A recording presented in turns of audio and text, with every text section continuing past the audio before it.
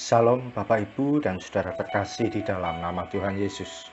Dimanapun Anda berada dan dimanapun Anda bisa mendengar rekaman ini, kita bertemu dalam program Saat Teduh Pagi Hari untuk edisi hari ini. Sebagai dasar kebenaran firman Tuhan, saya akan bacakan dari Wahyu pasal 3 ayat 8.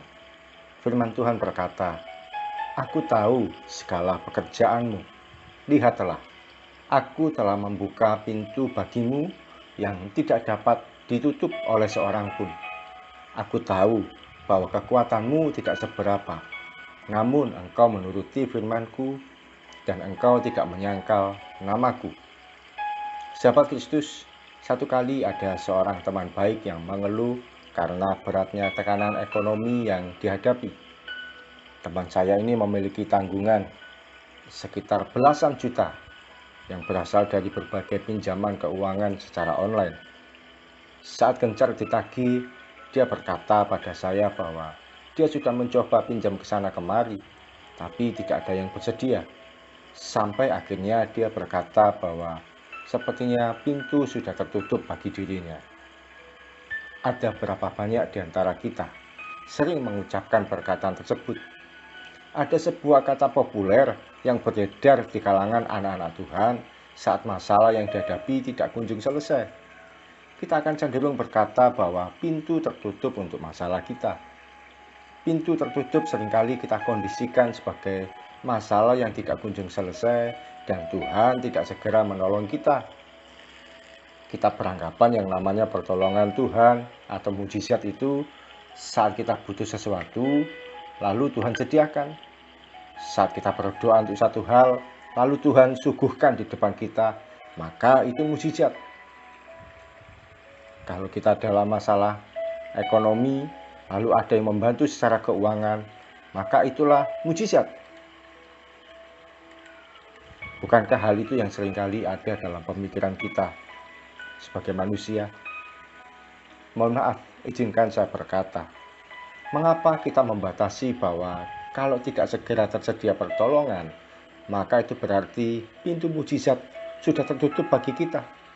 Saat kita berdoa dan ternyata belum ada pertolongan, mengapa kita berkata bahwa pintu tertutup bagi kita?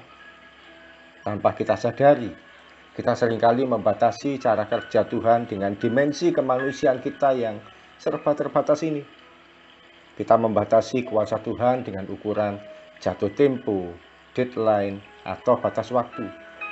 Bukankah Dia adalah Tuhan yang tidak terduga dan tidak terbatas oleh ruang dan waktu? Kekuasaan Tuhan itu ajaib dan supranatural. Ada juga seorang teman yang punya keyakinan kalau Tuhan sembuhkan sakitnya, maka dia tidak perlu masuk rumah sakit. Dia akan sembuh dengan sendirinya. Akibatnya dia mengalami sakit jantung yang demikian parah, sampai akhirnya meninggal dunia.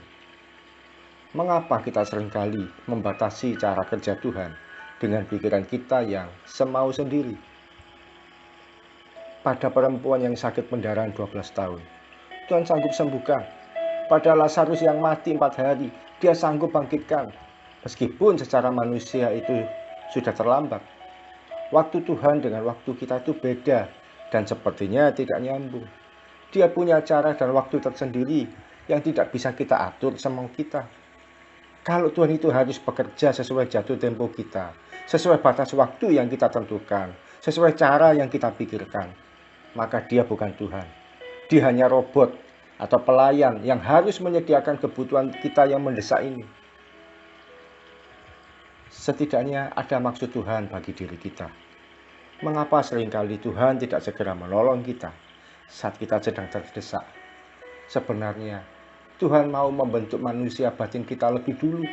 Tuhan lebih mementingkan pembentukan hati kita daripada sekedar memberi kita uang. Bisa jadi selama ini kita hanya fokus cari berkat daripada cari Tuhan. Bisa jadi kita menyepelekan Tuhan, menganggap hubungan dengan Tuhan itu hanya urusan agama semata. Dia perlu memproses hati kita secara keseluruhan. Dia lebih mau membuat kita berbalik dari kesalahan kita bila ada dosa dan pelanggaran. Karakter kita Tuhan perbarui dari hari ke hari. Ketaatan kita perlu Tuhan uji dari waktu demi waktu.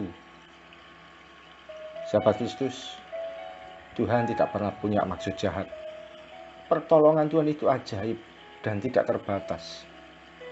Dia mau membentuk manusia batin kita lebih dulu daripada memberkati kita secara materi atau fisik. Apapun terjadi, kita ini milik Tuhan. Ikuti saja maunya Tuhan.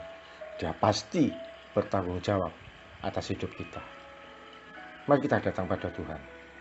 Tuhan Yesus, terima kasih buat firman-Mu yang boleh kami terima, yang kami renungkan pada pagi hari ini. Kami mau ya Tuhan, untuk hidup seturut apa yang Tuhan mau, seperti yang Tuhan rencanakan, seperti yang Tuhan kehendaki bagi kami. Ampuni kalau seringkali Tuhan, kami ini membatasi Engkau, bahwa yang namanya cara Tuhan bekerja itu harus seperti ini, bahwa kalau Tuhan menolong itu harus seperti ini, bahwa kalau Tuhan melakukan mujizat itu harus seperti yang kami pikirkan ini. Kalau tidak demikian, maka pintu tertutup bagi kami. Tapi hari ini kami mau berkata, ini kami ya Tuhan, jadilah pada kami sesuai dengan kehendak Tuhan. Jadilah pada hidup kami sesuai yang Tuhan mau. Terima kasih Tuhan Yesus. Kami siap melangkah sepanjang hari ini. Kami percaya pintu demi pintu akan terbuka bagi kami. Ketika kami sudah beres di hadapan Tuhan. Ketika karakter kami sudah Tuhan ubahkan. Ketika hati kami sudah Tuhan bentuk berkenan di hadapan Tuhan. Terima kasih Tuhan Yesus. Kiranya kebaikan-Mu, keajaiban-Mu, pertolongan-Mu, pemeliharaanmu, bahkan segala sesuatu yang supranatural, yang ajaib, dan apapun yang Tuhan mau kehendaki atas kami, terjadi dalam kehidupan kami, mulai pagi ini sampai nanti malam, bahkan sepanjang umur hidup kami. Dalam nama Tuhan Yesus kami berdoa dan mengucap syukur. Amin. Bapak, Ibu, dan saudara terkasih di dalam nama Tuhan Yesus, mari kita tidak melihat pintu tertutup bagi pertolongan kita. Jangan-jangan hati kita yang selama ini tertutup pada Tuhan. Mari kita buka hati kita kepada Tuhan. Ketika hati kita terbuka, pintu-pintu pun terbuka bagi kita. Salam dari saya, Oki Raharjo dari Mitspa Ministry. Tetap setia sampai garis akhir. Tuhan Yesus memberkati.